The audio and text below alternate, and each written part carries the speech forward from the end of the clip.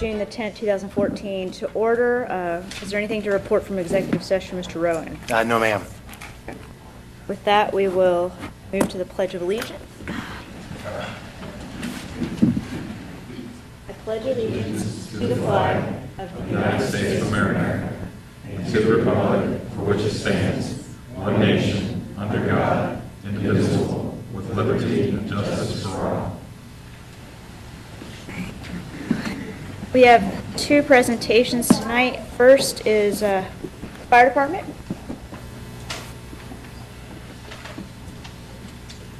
Thank you. It's my pleasure tonight to recognize some of our folks for some of the outstanding work they did back in March on the petroleum spill that we had down in the western part of the township. So I'd like the whole group to come up here in front if you would. As you recall, back on March 17th, we had a, right up in here. We had a rather serious petroleum spill from a pipeline that runs through the township. And thanks to the crew that responded initially, I believe they could have prevented a much more significant event than what we encountered.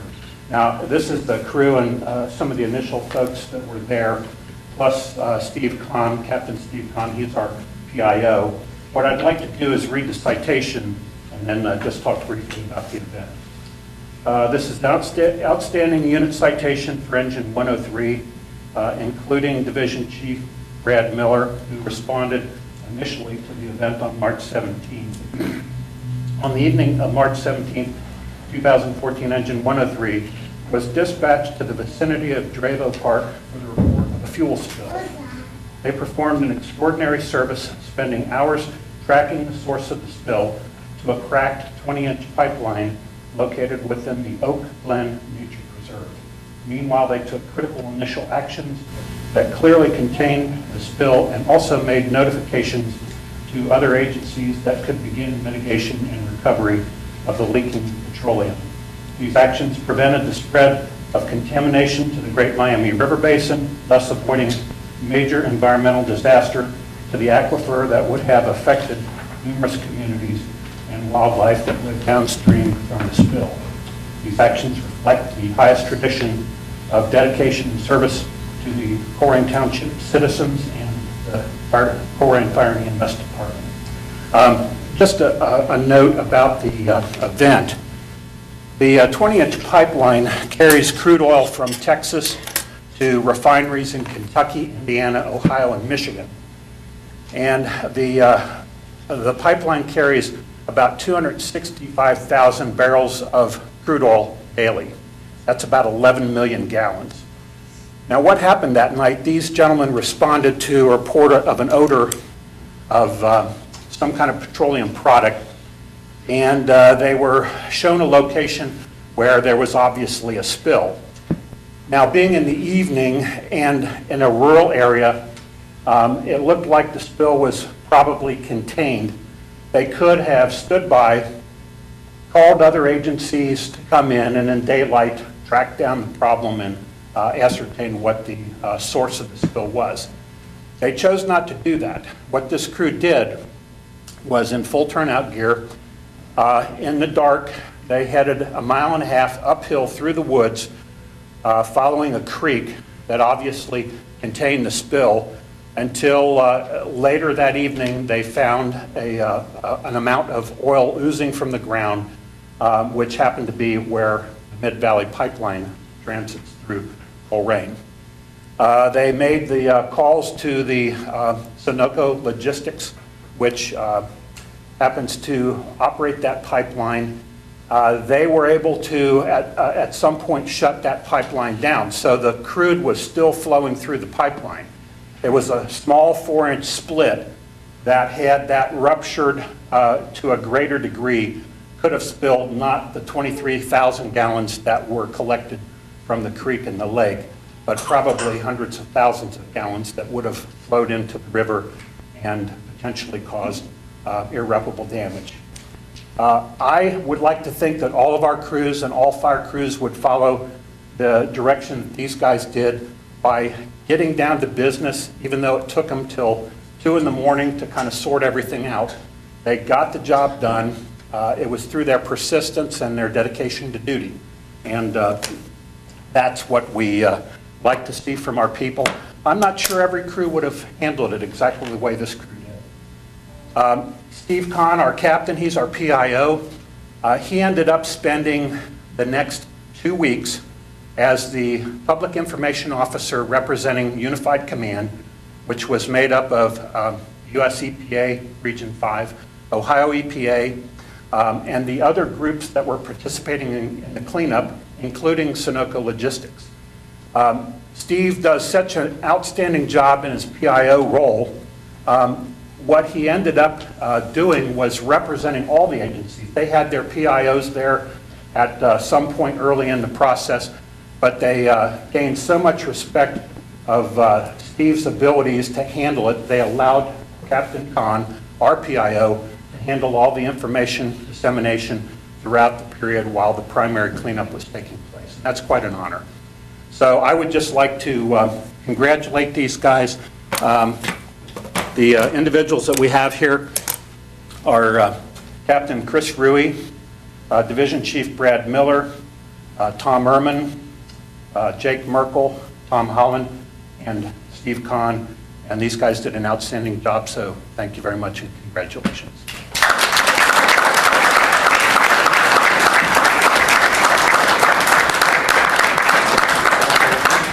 We'll go out into the area outside and we'll get some pictures for everybody.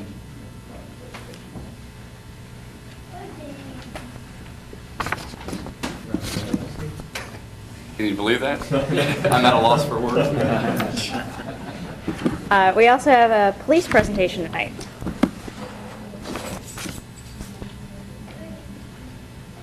Good evening. The last time I addressed most of you, we were at Southland Baptist Church getting ready for the levee. And I asked you to help get the vote out to make sure you get up. I can tell you how glad I am at least 9 of you listen. It made a big difference for me, so thank you. And it fits into exactly what we're going to talk about here. Every year we make about 30 to 40 new friends. And we enter and graduate our Citizen Police Academy. At graduation time, some of those people decide, a small group of those people decide to stay, go from friends to be part of our family. Volunteer thousands and thousands of hours, and they ask absolutely nothing in return from us.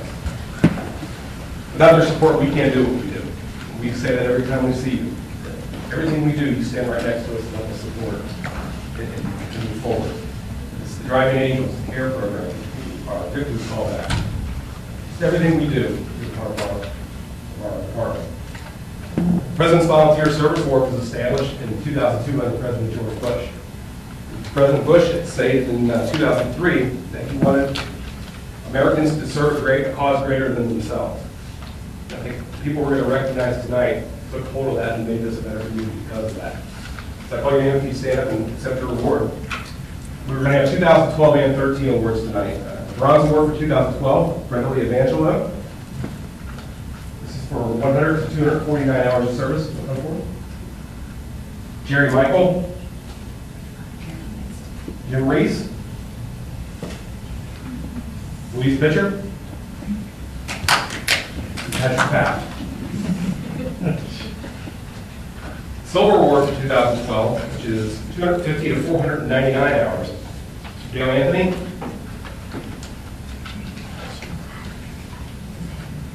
Jim Waddell. Margie Harmon.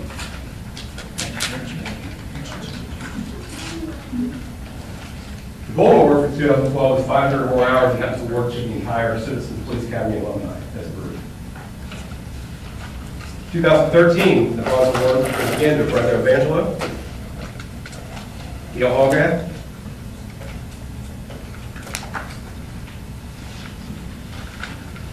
Louise Pitcher, Patrick Powell. The Gold Award for 2013 goes to Margie Harmon. And the entire Citizens Academy also received that Gold Award for their benefits. Sadly, last November, we lost a family member. It's hard to imagine the Citizen Bug Patrol vehicle going out without both orders sitting in the passenger seat. He's been a staple of our police department since 1999. In fact, my entire career here, I can't remember a time when Bill wasn't coming in on Tuesdays and Fridays and taking that vehicle out and patrolling the township. As I prepared for this evening, I read Bill's obituary. I noticed in his 66 years, he accomplished quite a bit. Had a great career, a wonderful family, he had spade. But as I read it, right after he mentioned his family, the next line was, the service to the township. It made me feel good that we meant as much to him as he meant to us. And I asked his wife, Diane, to join us tonight. She stepped forward.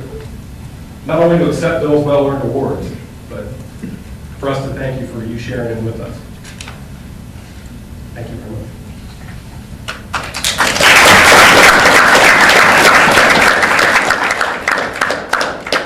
We looked it up. Since 2006, Bill donated 1,950 hours to the police department.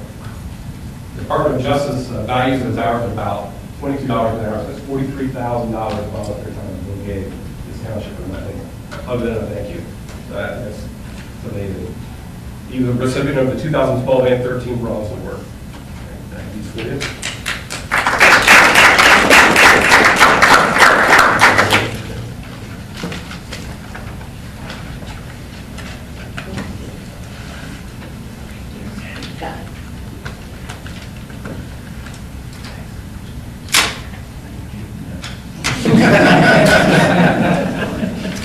Thank you, folks. I appreciate everything you've done for us.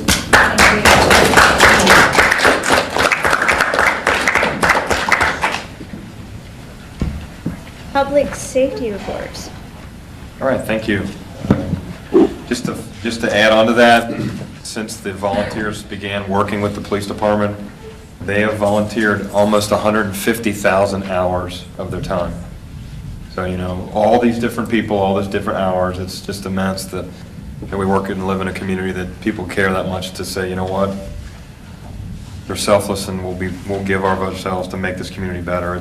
They're outstanding people and we're lucky to have them. On respect to the public safety reports, we have some, as we know, the police department spent a lot of time and effort, a lot of hours between the investigative and the patrol section, attempting to locate a Miss Kendra Wright, a 19-year-old that was reported missing approximately 3 weeks ago. We received this email. As you know, the social media world has its own life and its own blood. But the chief received this email. He sent it out. I think it's appropriate that we read it in this setting. It says, "Thank you and the Colerain Police Department for all your hard work to find Kendra Wright. I know that there's been some disheartening media coverage concerning the handling of Kendra's disappearance. I'm sorry that the department had to be subjected to that. I sincerely thank you and your officers for all your efforts. I'm glad to know that I live in a township in which the police department truly cares about the welfare of its residents. Respectfully, Miss Anna Bryan from Colerain Township." That is truly what those men and women that work in the police department feel. That's the commitment that they make. And you see it both from the police and the fire and everybody that works here in this township. They truly care enough to go the extra mile that's necessary to get the job done. So I thought that was important to present that. The other one is Assistant Fire Chief Cook had the opportunity to lecture yesterday at the Carl Holmes Executive Development Institute at Dillard University in New Orleans, Louisiana. The institute is a 5-year program for aspiring fire department officers, and they're introduced to a wealth of new ideas and concepts to help them prepare to become top-notch leaders in the fire and emergency medical service arena. He presented on the subject title, Strategies and Tactics for Personal and Professional Success. Chief Cook's a 2012 graduate of the Carl Holmes Executive Development Institute and was honored to be asked to come back and present to the current class, and knows that he benefited greatly from not only just from the curriculum but from the networking and relationships that he established at the institute. And that's the reason he couldn't be here tonight, because he's presenting and he's in New Orleans right now. And I think that's again another representation of the quality of the folks that we have leading our departments. And lastly is one of our reserve officers that you approved in April has worked hard to get through her Great Oaks Police Academy experience, and she's supposed to graduate tomorrow night on June 11th. And she will take her state exam later in June, and she'll be working through the reserve program as soon as she graduates and gets that certification from the state. So she'll be around soon, and you'll see her working with our reserve officers. That's all I have for the public safety report. Trustees report. I have no report this evening. I have nothing. Nor do I. Citizens address. I have Mr. Acton signed in. Mr. Acton? Nobody else signed in to speak at us, so. I'll be short and sweet tonight, but Kevin, Frank, VFW, and I would like to thank you for the memorial ceremonies that you put on. I thought it was very nice, very heartfelt. A lot of good response came back from it. Hopefully next year we can have hundreds instead of maybe 80. Some of the comments that came back was that, are there more pavers and bricks to be bought? And of course, I said yes. We had 2 offers already, and hopefully they'll show up this week. The other thing that was brought up once before, and I thought had been corrected, but has not yet, was the spotlight. It's still going halfway up the flag. We need it on the flag, not halfway up the pole, please. Now, I know, Frank, we talked about it, and we thought we had to adjust it once before, but it seems to be slipping down now. Possibly somebody just Could have, tripped off could or have. something like that, because it was lighting up. Yeah, it was, but it's back down, halfway down the pole again. Somebody may have tripped on it. Very We'll well. get it adjusted tomorrow to the right. Yeah, well, I Just keep an eye on it. Yeah. I was gonna Just say, something just that going somebody forward, brought just up, keep an eye on it. brought up to us. Also, at the presentation, VFW was able to recruit 5 new people to join them, which they were glad to see. And I appreciate, and as I told Commander, I was appreciated that Colerain VFW finally got involved in the ceremonies. And they said that they will continue to do that in the near future whenever is available, their functions. Else I have scribbled down here, the light, number of people. And again, both you gentlemen, thank you. Thank the trustees that were able to there. Heather, thank you for being there also. Good to see you there with a baby and your father again. Always good to see him. That's all, ladies and Thanks, Mr. gentlemen. Acton. Very Thank you. upbeat comments tonight. I wanted to just point out, you mentioned the attendance Memorial Day, and Director Malloy actually came up to me afterward and said, one of the ancillary benefits of our investment at the corner was that, even though it may have been a little underwhelming, it was much, much more than what we traditionally had when we did it out here. So, you take your little victories when you get them. But I just think you're right. The more ceremonies we have out there on Memorial Day is going to increase the consciousness and, most importantly, the recognition of those who gave the ultimate sacrifice. So anyway, I think the glass is more than half full. We did I have a agree lot with you. more people than usual. Next year, I hope we have opening ceremonies There there. you go. Yes. Right. Thank Thanks, you. Jim. We have new business. Cindy, if I may for a second, I know Mr. Ritter and I were able to attend the Colerain Historical Society's Memorial Day commemoration that they had at the cemetery down on East Miami River Road next to the park. And that was just fascinating, especially with a lot of the Civil War era veterans that are buried there. So, interesting piece of history. So it was neat to be able to have 2 commemorations in the township the same day. Public safety? Thank you. I have, first on the agenda is part-time pay rate changes for 2 firefighters to the position of firefighter medic FAO at a pay rate of $16.61 an hour. First is Jason Edwards with an effective date of May 8, 2014. The second is Jason Becker with an effective date of 5/25/2014. Requires the board action. Move to approve. Second? Aye. Aye. Aye. Next is the request the board's approval of a hiring of an administrative training assistant to work within the administrative section of the fire department, to work within training and EMS and the functions that go along where this is previously. We've been searching since January of the beginning of the year to fill this role, as we kind of change the structure within the organization to get the jobs done that we need to get done. And the fire department has identified a part-time paramedic that is been with the department for several years, Ms. Jennifer Plogger, and identified her as the best candidate. And I'd ask the board to approve her hiring with the start date of July 7th, 2014, the starting salary of $48,000. Ms. Plogger will be a non-union employee and subject to the 20% for health care and things of that nature that have already been established. I'd ask for your board's approval to approve her hire. So moved. Second. Aye. Reinhardt? Aye. Aye. Next is a donation acceptance, two of them actually. Can I do those as a lump sum or? Okay. Police Department received a $30 donation from a township resident thanking Chief Denny and his folks for watching their home while he was away, or while they were away. And the second was the Northwest Exchange Club donated $250 for the driving age program.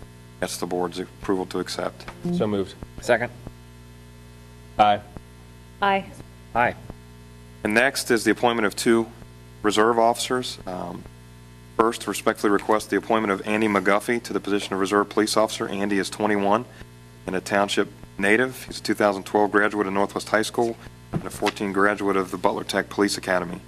Currently employed as a security officer at the University of Cincinnati. Comes from a long line of police officers. His father's a longtime veteran of the Cincinnati Police Department, and his brother is also with the Cincinnati Police. Again, Mr. McGuffey received no salary for this position, but is eligible to earn the $15 an hour while working at Northgate Mall.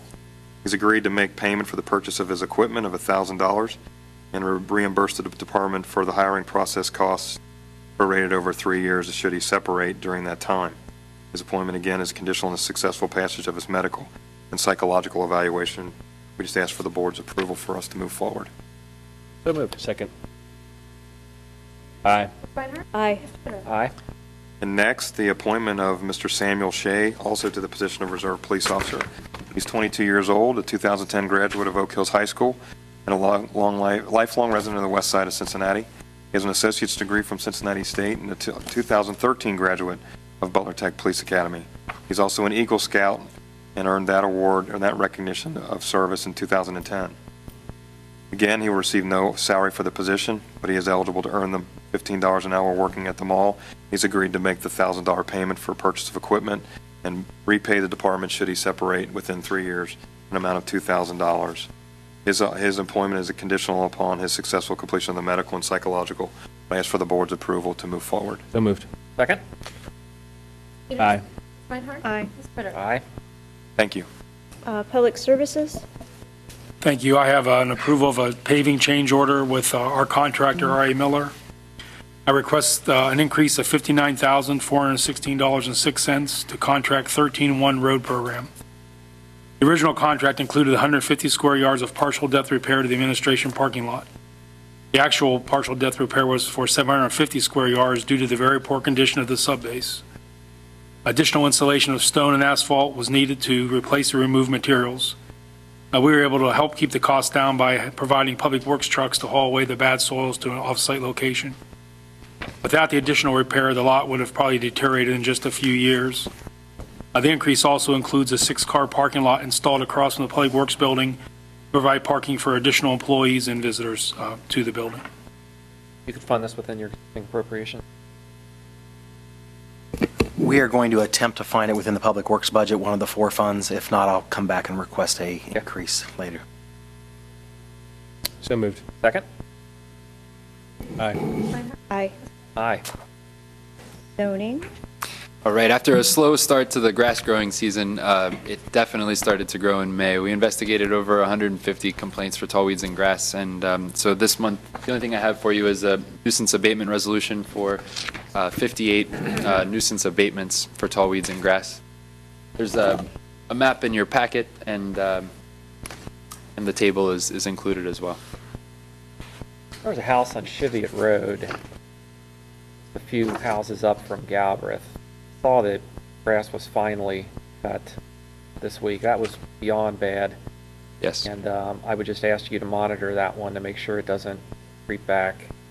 Sure. There's obviously no occupant there. I'm not sure if we did it or the owner did, but. We did not. So, but we stickered it. Okay. We've- Actually, I was there when that one. that notification. The realtor actually called in when I was waiting for the other meeting the other day and said they were getting it because it had grown past her sign, but they were cutting it and they were going to. And they, I think it was Gina stressed on them, and she said they would make sure that. Yeah, let's be clear. Every house in Colerain Township that has a nuisance is important, no matter where you live. I just think, there's only 3 north-south, thoroughfares, Pippin, Colerain, or Cheviot. And when you've got something that bad on one of those 3 high-traffic areas, it just doesn't look good for the township. So thank you for. She said that she would make sure it didn't reach that. That's a good thing. All right. Thank you. So moved. Second? Aye. Ms. Reinhardt? Aye. Mr. Ritter? Aye. On to administration. Yes, Ms. Reinhardt, members of the board, I'd like to recommend approval of a resolution to lay off Senior Community Center Director Marie Springer effective December 31st, 2014. The Colerain Township Board of Trustees is committed to reducing expenses by every means possible while still providing effective government due to lack of funds. We've determined that this position is no longer needed and is being covered by our Public Services Director, Kevin Schwartzoff.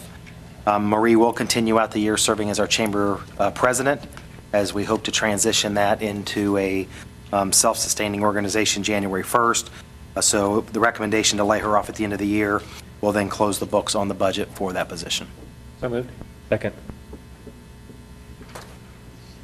Aye. Ms. Reinhardt? Aye. Mr. Ritter? Aye.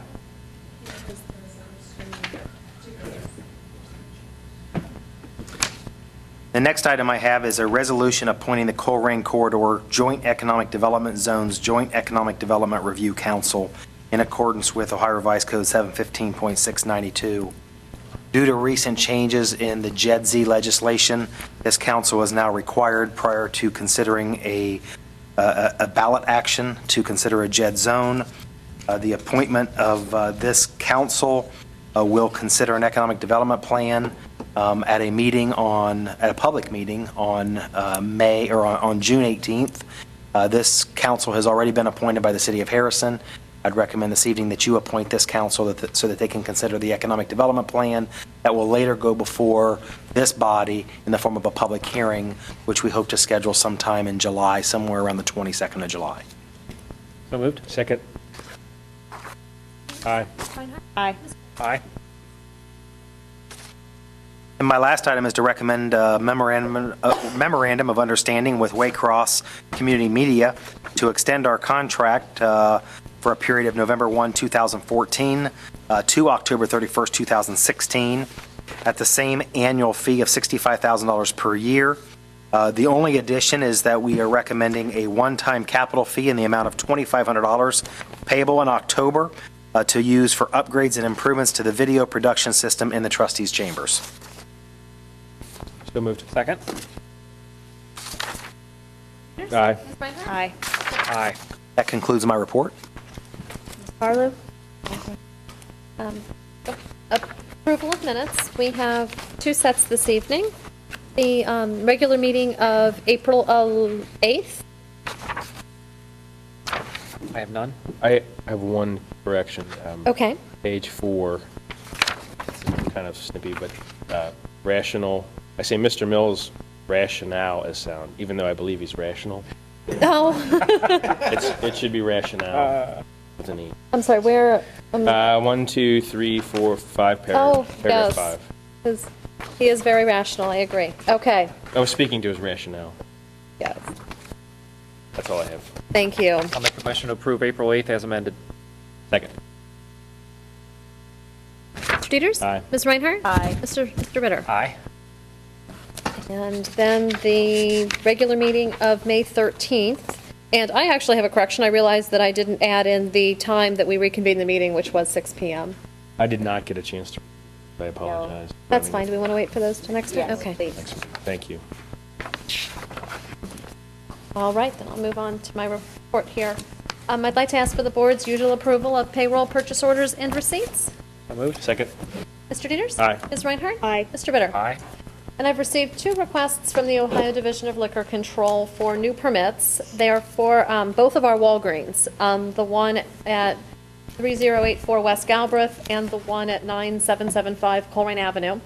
I spoke to Chief Denny and Mr. Mills about both of these and neither see the need for hearing. So if the board agrees, we'll move forward. Okay. That's it. Brian, is there a need to go back into executive session? Yes, I'd like to recommend the board go back into executive session for the purpose of compensation and employment of public employees. I'll make a motion for executive session. Second. Mr. Dieters. Aye. Ms. Reinhardt. Aye. Mr. Ritter. Aye. Nothing to report. Second. Aye. Aye. Aye. Oh, we're gonna get. I'm gonna wait.